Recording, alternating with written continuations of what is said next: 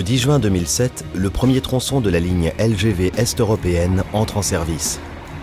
Ces 300 km de ligne constituent le point de départ du projet de la magistrale européenne, devant relier Paris à Budapest par un tracé composé majoritairement de lignes à grande vitesse.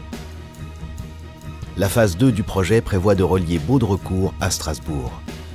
En 2011, le maître d'ouvrage RFF confie à un groupement d'entreprises dont Razel est mandataire la réalisation des lots 43B et 49 situés à l'est du tracé pour un montant total de près de 100 millions d'euros. Le lot 43B, sa particularité, c'est que c'est un lot de 15 km qui est essentiellement du terrassement. Donc il y a 2 à 3 millions de mètres cubes à bouger. C'est des déblais, de la terre végétale, la remise en état des dépôts. C'est un tow-arc habituel qu'on rencontre en France avec 17 ouvrages d'art et un viaduc à l'intérieur de ce tow-arc. Alors que le lot 49, c'est plutôt un lot de génie civil. C'est un saut de mouton, on appelle ça un saut de mouton. La voie se sépare en deux et il y a un franchissement du canal de la Marne au Rhin et de la voie SNCF Paris-Strasbourg. Donc c'est plutôt un lot de génie civil avec à l'intérieur une partie de terrassement qui est plutôt de la logistique de transport pour amener des matériaux du lot 47 qui est sur le tunnel de Saverne sur le lot 49. À noter que sous l'impulsion de RFF, Razelbeck a mis en œuvre une solution alternative d'acheminement de 100 000 tonnes de ces déblais par péniche sur un tronçon de 24 km du canal de la Marne au Rhin. Très intéressante en termes de bilan carbone, cette opération a permis d'économiser plus de 100 000 km de transport routier. La construction de 3 ouvrages provisoires a été réalisée pour l'acheminement des matériaux. 2 au-dessus du canal de la Marne au Rhin qui évite de franchir la voie ferrée et un au-dessus de la RD 25. Les terrassements en grande masse lancés l'été 2011 ont nécessité la mobilisation d'un parc matériel de 85 machines avec un échelon de motor scrapper et 3 ateliers de grosses pelles. Le travail en double poste a permis de réaliser 2 millions de mètres cubes de terrassement en un an. Sur le 43B, la particularité de ce marché, c'était de nombreux remblais compressibles pour lesquels on a dû faire des préchargements. Donc on a eu un chantier de préchargement énorme avec un phasage pour les ouvrages d'art un peu plus compliqué que d'habitude. En partie assainissement, les ouvrages hydrauliques de traversée sont faits dès le début du marché pour ne pas perturber les écoulements, notamment si on a des orages. Et les assainissements longitudinaux sont faits plutôt à la fin du chantier quand on a terminé nos plateformes et nos remblais.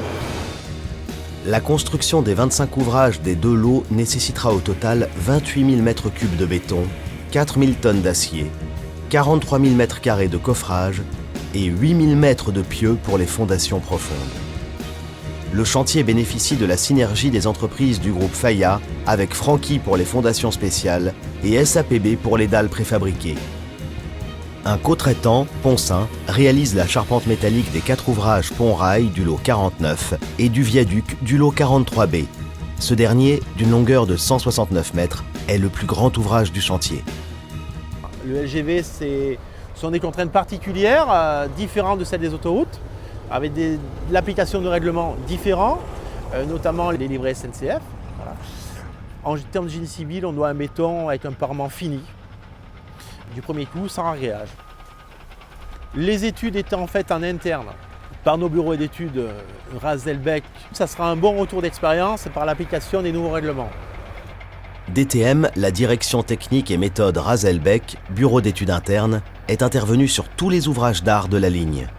Il apporte son concours aussi bien pour les études de structure que pour les études de méthode.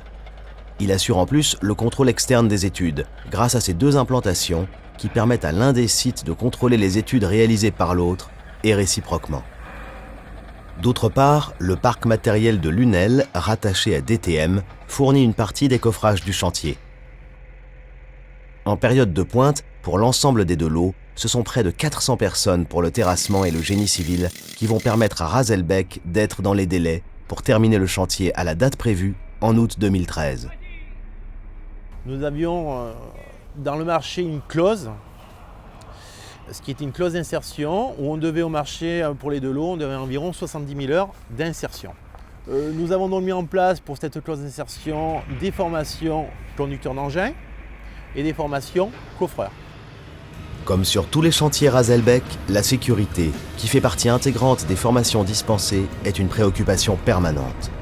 À ce jour, le chantier compte 150 000 heures travaillées sans accident du travail avec arrêt.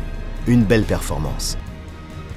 Nul doute, une réalisation comme ce tracé sur la LGV Est européenne démontre le savoir-faire de Razelbeck pour les grands chantiers d'infrastructures linéaires.